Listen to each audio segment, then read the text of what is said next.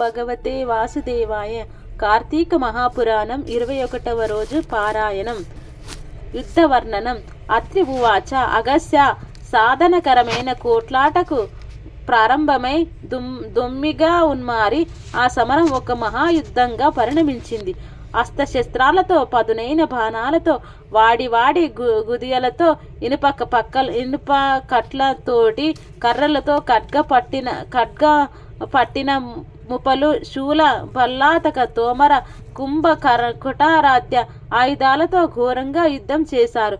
ఆ సంకుల సమరంలో కాంబోజరాజు 300 బాణాలను ప్రయోగించి పురంజయుడిని, గొడుగును, చెండాను, రథాన్ని కూలగొట్టాడు. తర్వాత ఇంకొక 5 బాణాలతో గుర్రాలను కూల్చివేశాడు. మరికొన్ని బాణాలతో పురంజయుడిని గాయపరిచాడు. అందుకు కోపం తెచ్చుకున్న పురంధరుడు బ్రహ్మ మంత్రంతో అభిమంత్రించిన పదునైన 10 బాణాలను కాంబోజరాజుపై వేశాడు. ఆ బాణాలు కాంబోజుడి కవచాన్ని చీల్చి గుండెల్లో దిగబడ్డాయి. రక్తం ధారపాతంగా కారుతుండగా ఒక వక్షంలో గుచ్చుకున్న బాణాలను పెరికి తీసి ఆ కాంబోజ మహారాజు, ఓ పురంజయ, నేను పరుల సొమ్ముకు ఆశపడే వాడిని కాను. నీవు పంపిన బాణాన్ని నీకే త్రిప్పి పంపుతున్నాను, తీసుకో అంటూ వాటిని తన వింట సంధించి పురంజయుడి మీదకు ప్రయోగించాడు. ఆ బాణాలు పురంజయుడి సారథిని చంపివేశాయి.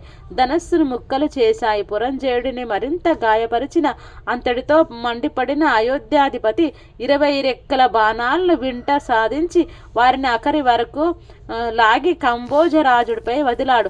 ఆ 20 బాణాలు ఏక కాలంలో అతగాడి గుండెలలో నుండి వీపు గుండా దూసుకుపోవడంతో కాంబోజరాజు మూర్ఛపోయాడు. దాంతో యుద్ధం మరింత భయంకరమైంది. తెగిన తుండాలతో, ఏనుగులు నరకబడిన తలలతో, గుర్రాలు విరిగిపడిన రథాలు, స్వేచ్ఛగా దొర్లుతున్న రథ చక్రాలు, తలలు, ముండాలు వేరు కాబడి ఎడంగా పడి గిలగిలా కొట్టుకుంటున్న కడ్బాంటులు, కలేభరాలతో కథన రంగం అంతా కంటగింపుగా తయారైంది.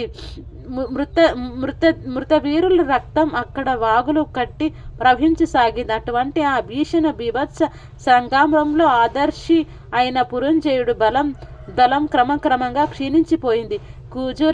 కురుజాది వీరుల విజృంభణను తట్టుకోలేక ఆ సాయంత్రానికల్లా సమర భూమిని వదిలి పట్టణంలోకి పారిపోయాడు. అంతఃపురం చేరి ఆనాటి శత్రువుల విజయానికి పడి దుఃఖిస్తూ పురంజయుడిని చూసి సుశీలుడు అనే పురోహితుడు, మహారాజా, శత్రువైన ఆ వీరసేనుడి గెలవాలనే కోరిక గనుక బలవత్తరంగా ఉంటే తక్షణమే భక్తి ప్రపత్తులతో విష్ణువును సేవించటం ఒకటే మార్గం.